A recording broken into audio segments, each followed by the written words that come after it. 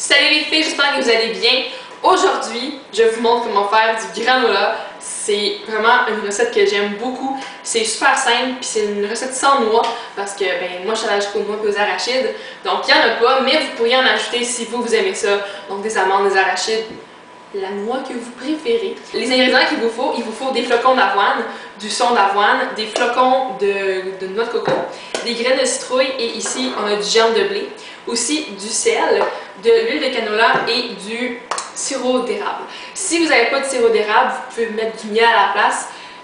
Moi personnellement j'aime pas beaucoup le miel, mais bon, si vous préférez le miel, ben allez-y. Donc, pour le four, il faut que vous le préchauffiez à 300 Fahrenheit avant de commencer la recette parce que c'est plus facile comme ça pour le mettre au four et le faire cuire. Donc, on va commencer tout de suite pour les étapes de préparation. Donc, en premier, je vais prendre 3 tasses de flocons d'avoine. Donc, moi, c'est ceux de la milanaise que j'utilise. Ouais, c'est ça que j'utilise. Donc, puis, vous prenez un grand bol pour faire la recette parce qu'il y a beaucoup de solide qui va entrer en jeu. Ah, bon, pas grave.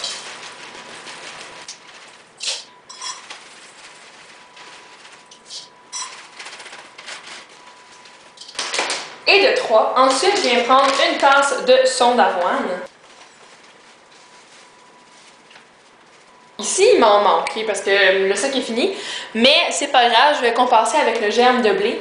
Mais ouais, je mets ça dans le mélange. Ensuite, j'ajoute du germe de blé. D'habitude, c'est une tasse, mais vu qu'il me manquait du son d'avoine, je vais en ajouter un peu plus.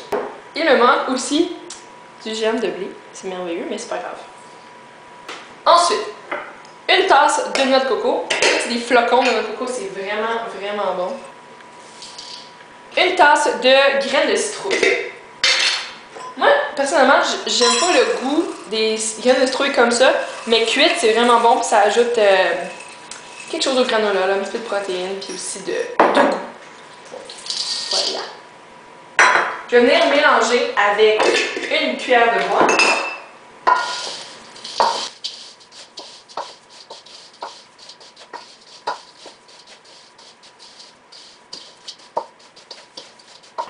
Je pense que je vais ajouter un petit peu de flocon d'avoine pour égaliser le tout. Dans le fond, ce qu'il vous faut, c'est 7 tasses de solide. Mais pour la recette, il me faut 2 tiers de tasse de sirop d'érable ou de miel, comme vous préférez. Et 1 tiers d'huile de canola. Ça ne me tente pas de salir une autre tasse, donc je vais mettre par-dessus.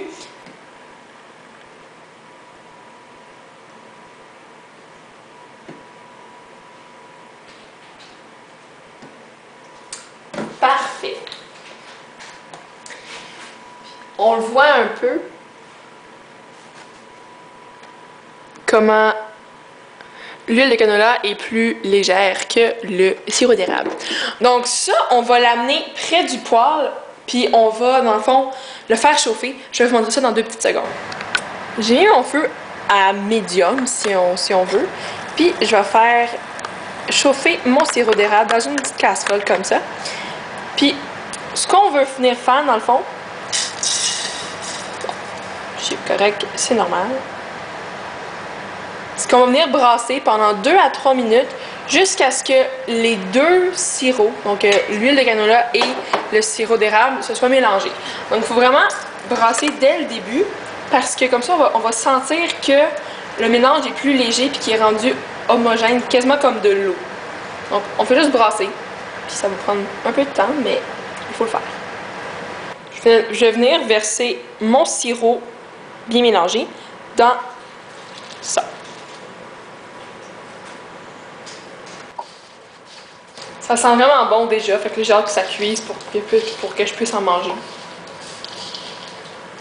C'est important vraiment que le sirop enrobe vraiment tous les grains. Et je vais ajouter mon sel de mer. Ok, sérieusement, ça fait une immense différence si vous en mettez. C'est vraiment bon, le contraste sucré-salé est excellent. Donc, une bonne poignée, puis vous mélangez encore. On va commencer par mettre du papier parchemin sur les plaques. 2 plaques, ça devrait être assez, je pense. Vous voulez faire une couche assez égale, assez mince sur vos plaques.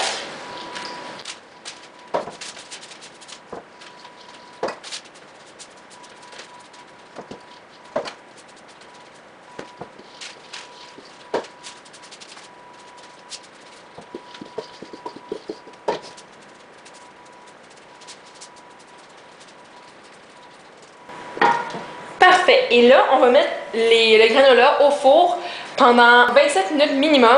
Puis vers la moitié, je vais les sortir puis je vais les mélanger un petit peu pour répartir la chaleur. Donc là, il reste 9 minutes à la cuisson. Je vais juste venir brasser le granola pour vraiment comme répandre la chaleur. Puis aussi, c'est des bouts qui cuisent plus vite, ben épandre ça. Mais répandre, tout ce qui est épandre. Il faut les laisser cuire jusqu'à ce qu'ils soient bien dorés puis qu'ils aient l'air croustillants. Fait que c'est ça.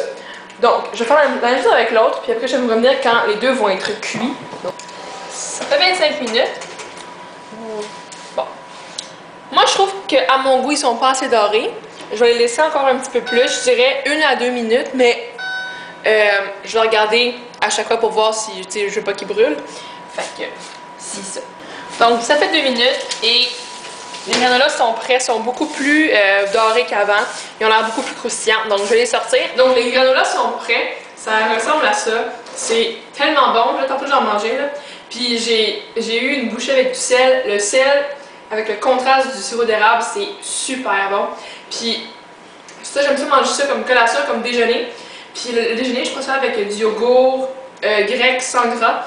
Ben lui, on a Oikos, mais on a aussi la Liberté, je pense, dans le frigo. Ça, c'est vraiment, vraiment bon. C'est vraiment simple à faire. Aussi, vous pourriez acheter des fruits séchés si vous voulez, mais pas durant la cuisson, vraiment juste après.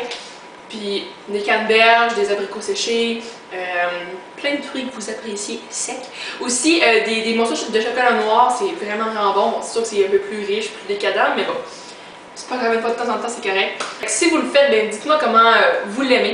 Puis si vous avez des demandes spéciales de recettes, ben, n'hésitez pas à m'en faire part dans les commentaires.